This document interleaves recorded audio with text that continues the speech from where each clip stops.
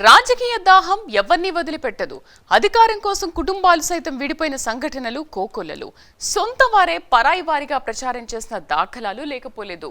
అన్నదమ్ముల సవాల్, అక్కా చెల్లెళ్ల మధ్య పోటీలు కూడా జరిగాయి.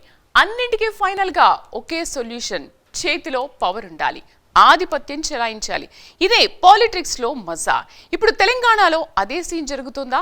ఎవరి నిర్ణయాలను ఏ పార్టీ వారు మద్దతిస్తున్నారు? ప్రజాక్షేత్రంలో ఒంటరి పోరాట పరిస్థితులు ఏర్పడడానికి కారణాలేంటి? Target CM కుర్చీనేనా? ఇప్పుడు ఓ కూతురు ఆడుతున్న నాటకం ఏంటో చూద్దాం.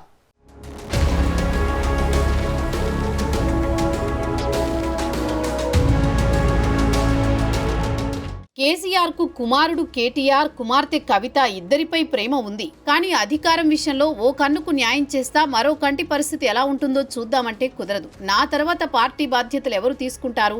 ప్రజల్లో పట్టు సాధించేవారెవరు? క్యాడర్ మెచ్చేలా ఎలాంటి నిర్ణయాలు తీసుకోవాలో తెలిసిన వ్యక్తి కీలక కుర్చీకి సూట్ అవుతారు. ఇదే ఇప్పుడు కేసీఆర్ కు తంటా తెచ్చిపెట్టింది.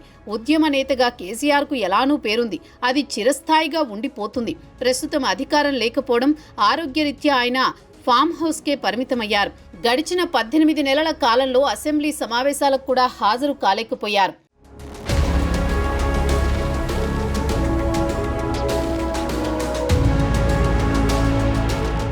పదేళ్ల కాలంలో కేసీఆర్ అండ్ టీం చక్రం తిప్పారు. గులాబీ నేతలు చెప్పిందే వేదం, చేసిందే చట్టం అన్నట్టుగా పాలనా సాగించారు. అనూహ్యంగా అధికారం చేజారడంతో కేసీఆర్లో దిగులు స్టార్ట్ అయింది. అందుకు తగ్గట్టుగా సీఎం రేవంత్ 2 టర్మ్లో కేసీఆర్ పాలనలో జరిగిన అవినీతి ఆరోపణలపై దృష్టి పెట్టారు. ప్రధానంగా ఫోన్ ట్యాపింగ్ ఫార్ములా, ఈ కార్ రేస్, కాళేశ్వరం ప్రాజెక్టుపై వంటి కీలక అంశాలపై కేసులు కూడా నడుస్తున్నాయి. కమిషన్ ఎంక్వైరీ కూడా ఎదుర్కొనేలా పరిస్థితులు బీఆర్ఎస్ కు ఏర్పడ్డాయి. ఇప్పటికే సంబంధిత అధికారులు చాలా మంది జైలు ఉచ్చలు కూడా లెక్క పెట్టేశారు. మిగిలింది నాటి ప్రభుత్వ పెద్దల చిట్టానే. త్వరలోని ఆ వేటు ఎవరిపై పడుతుందో కూడా తేలనుంది.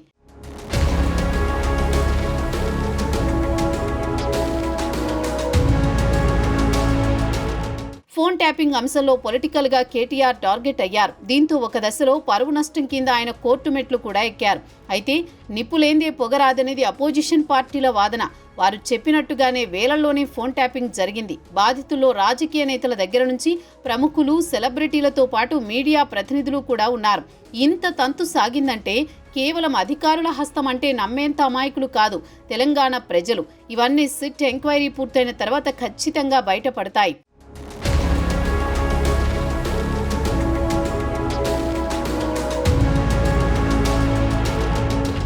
ఇక కవితపై కూడా ఢిల్లీ లిక్కర్ స్కామ్ కేసు ఉంది. 5 నెలలుగా పైగా జైలు జీవితం కూడా గడిపారు. ఆ సమయంలోనే ఆరోగ్య సమస్యలు కూడా ఎదుర్కొన్నారు. ఆ సమయంలోనే అన్న కేటీఆర్ కవిత బెయిల్పై పెద్దగా దృష్టి పెట్టలేదన్న ప్రచారం కూడా సాగింది. దాని వెనుక రాజకీయ కారణాలు, పార్టీ అంతర్గత విభేదాలు కూడా ఉండొచ్చని విశ్లేషకుల అభిప్రాయం. జైలు నుంచి విడుదలైన తర్వాత కవిత కొద్ది రోజులు ఇంటికే పరిమితమయ్యారు. అనంతరం పాలిటిక్స్లో దూకుడు చూపించేలా నిర్ణయం తీసుకున్నారు.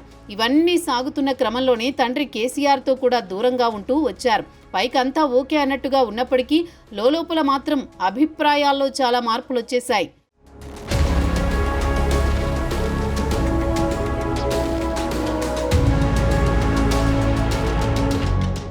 ఇవన్నీ జరుగుతున్న సమయంలోనే సీఎం రేవంత్ బీసీలకు 42% రిజర్వేషన్ కల్పిస్తూ నిర్ణయం తీసుకున్నారు. స్థానిక సంస్థల ఎన్నికల్లో అమలయ్యేలా కేబినెట్ కూడా ఆమోదించింది. అయితే క్రెడిట్ అంతా రేవంత్ సర్కార్దే అయినప్పటికీ ఆయా నేతలు విజయాన్ని తమ ఖాతాల్లో వేసుకునే ప్రయత్నాలు స్టార్ట్ చేశారు. అందులో భాగంగానే ఎమ్మెల్సీ తీన్మార్ మల్లన్న తనపై చేసిన వ్యాఖ్యలు అభ్యంతరంగా ఉన్నాయంటూ కవితకు చెందిన జాగృతి కార్యకర్తలు మల్లన్న కార్యాలయంపై దాడి చేశారు. కాల్పులు కూడా జరిగేలా సీన్ మారిపోయింది. ఇంత జరుగుతున్నా బీఆర్ఎస్ వర్కింగ్ ప్రెసిడెంట్ కేటీఆర్ కానీ, ఆ పార్టీ కానీ ఎలాంటి ప్రకటన చేయకపోవడంపై కవిత గుర్రుగా ఉన్నారు. సమయం కోసం వేచి చూస్తూ తన పొలిటికల్ ఎజెండాను స్టార్ట్ చేశారు.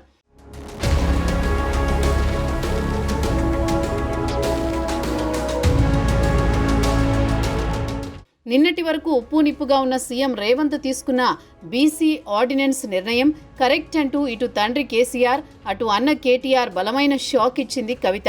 బీసీ రిజర్వేషన్ల కోసం ప్రభుత్వం తీసుకొచ్చిన ఆర్డినెన్స్ కు బీఆర్ఎస్ పార్టీ వ్యతిరేకిస్తోందని అన్నారు. అలాగే తనపై మల్లన్న చేసిన వ్యాఖ్యలపై బీఆర్ఎస్ పార్టీ స్పందించలేదని, అది వారి విజ్ఞతకే వదిలేస్తున్నానని ఘాటు వ్యాఖ్యలు చేశారు. బీఆర్ఎస్ వాళ్ళు మెల్లగా తన దారికి రావాల్సిందే అని కూడా చెప్పేశారు. న్యాయ నిపుణులతో చర్చించిన తర్వాతే ఆర్డినెన్స్కు తాను సపోర్ట్ చేసినట్టు అన్నారు.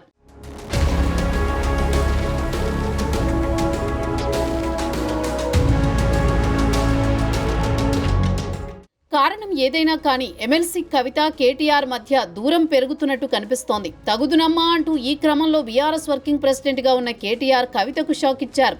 తెలంగాణ బొగ్గుగని కార్మిక సంఘం ఇన్ఛార్జిగా ఉన్న కవిత ప్లేస్లో మాజీ మంత్రి కొప్పుల ఈశ్వర్ను నియమించారు.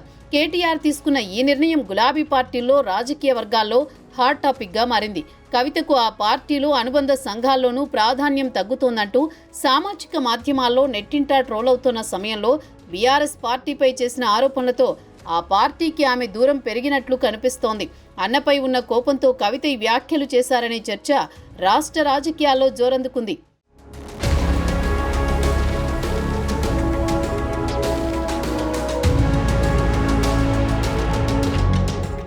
ఇక కేసీఆర్ ఇంట జరుగుతున్న పొలిటికల్ జర్క్పై ప్రతిపక్ష నేతలు కూడా వారి నిర్ణయాలు బాహాటంగానే చెప్పేస్తున్నారు. ఇటీవల బీజేపీ ఎంపీ రఘునందన్ రావు కొత్త పార్టీ పెడతారని చెప్పడం, ఈ అంశంపై కవిత పెట్టబోయే పార్టీ పేర్లపై కూడా చర్చలు సాగాయి. రఘునందన్ మాట్లాడుతూ వైఎస్ షర్మిల చేసిన పాదయాత్రలాగా చేద్దామని కవిత అనుకుంటున్నట్లుగా కూడా ఆయన అన్నారు. బీసీలపై మమకారం చూపిస్తోన్న కవిత గడిచిన 12 ఏళ్లుగా ఈ విషయం గురించి ఎందుకు మాట్లాడలేదని సూటిగా ప్రశ్నించారు.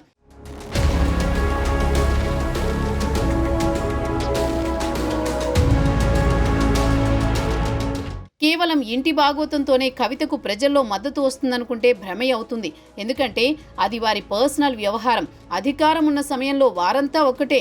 కేవలం సీఎం కుర్చీ రేవంత్ పక్షాన చేరడంతో వ్యక్తిగతంగా ఎవరికి వారు ముఖ్యమంత్రి అవడంపై దృష్టి పెట్టారు. కేసీఆర్ స్థానాన్ని భర్తీ చేసేది ఎవరు అన్నదే ఇక్కడ పాయింట్. అది ఇప్పుడల్లా తేలే అంశం కాదు. అందుకే కవిత కేటీఆర్ మధ్య కోల్డ్ వార్ జరుగుతోందని విశ్లేషకుల అంచనా.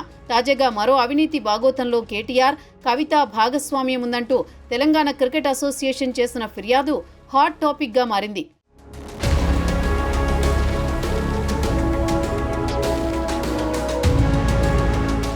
హైదరాబాద్ క్రికెట్ అసోసియేషన్ అక్రమాల కుంభకోణాలపై దృష్టి పెట్టిన తెలంగాణ సిఐడి కొద్ది రోజుల కిందట అసోసియేషన్ అధ్యక్షుడు జగన్మోహన్ రావును అరెస్ట్ చేసింది. 2 కోట్లకు పైగా నిధులను పక్కదారి పట్టించడమే అందుకు కారణం. హెచ్సీఏలో అక్రమాలకు సంబంధించి మాజీ మంత్రి కేటీఆర్, ఎమ్మెల్సీ కవితతో పాటు మరికొంతమంది సిఐడికి తెలంగాణ క్రికెట్ అసోసియేషన్ ఫిర్యాదు చేసింది. హెచ్సీఏలో అక్రమార్కులు వెనుక కేటీఆర్, కవిత హస్తముందని వారు ఆరోపించారు. హైదరాబాద్ క్రికెట్ అసోసియేషన్ ప్రెసిడెంట్గా జగన్మోహన్ రావు గెలిచిన సమయంలో విజయం కేటీఆర్, కవిత, హరీష్ రావుకు అంకితం చేసినట్లు చెప్పారని ఆ ఫిర్యాదులో తెలిపారు. క్రికెట్కు సంబంధం లేని రాజకీయ నేతల ప్రమేయంపై విచారణ చేయాలని సిఐడిని కోరారు.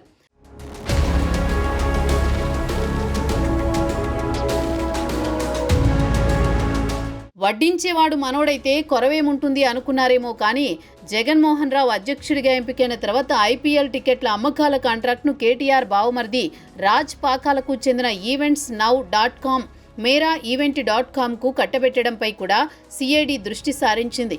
ఇక అదే సమయంలో ఫుడ్ కాంట్రాక్ట్ విషయంలో కూడా కేటీఆర్ కవితకు బంధువైన సురభి క్యాటరర్స్ సంస్థకు ఇచ్చారనేది కూడా తాజాగా వెలుగులోకి వచ్చింది. అంతేనా, ట్రావెల్, హోటళ్ల బుకింగ్ కాంట్రాక్టులు సైతం వీరికి సంబంధించిన వ్యక్తులకే దక్కాయని క్రికెట్ అసోసియేషన్ తన ఫిర్యాదులో తెలపడంతో అవినీతికి సంబంధించిన వేళ్లన్నీ చూపించే లిస్టులో కవిత ఉండడం గమనార్హం.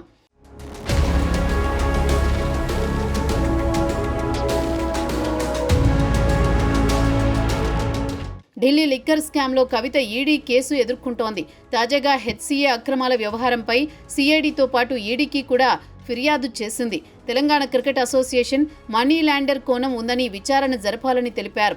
ఇప్పటికే హెచ్సీఏ అక్రమాలపై పూర్తి వివరాలు అందజేయాలని సిఐడిని ఈడీ కోరింది కూడా. కోట్ల రూపాయలు అవకతవకలు జరగడంతో మనీ లాండరింగ్ కోణంలో ఈడీ విచారణ చేయనుంది. గతంలో నిజామాబాద్ ఎంపీగా ఉన్న కవిత తర్వాత ఎన్నికల్లో ఓడిపోయింది. అప్పటి నుంచి ఆమెకు పార్టీ లోపల ప్రాధాన్యత తగ్గిందని భావిస్తున్నారు.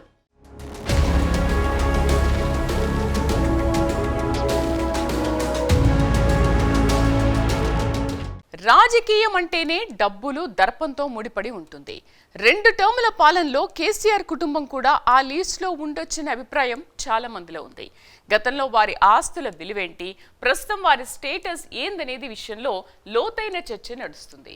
ఈ క్రమంలోనే బీసీ రిజర్వేషన్ వ్యవహారంలో కవిత పార్టీ అధిష్టానంతో పని లేకుండా రేవంత్ సర్కారు నిర్ణయానికి జై కొట్టడం ఆమెపై ఎలాంటి ప్రభావం చూపిస్తుందో వేచి చూడాల్సిందే.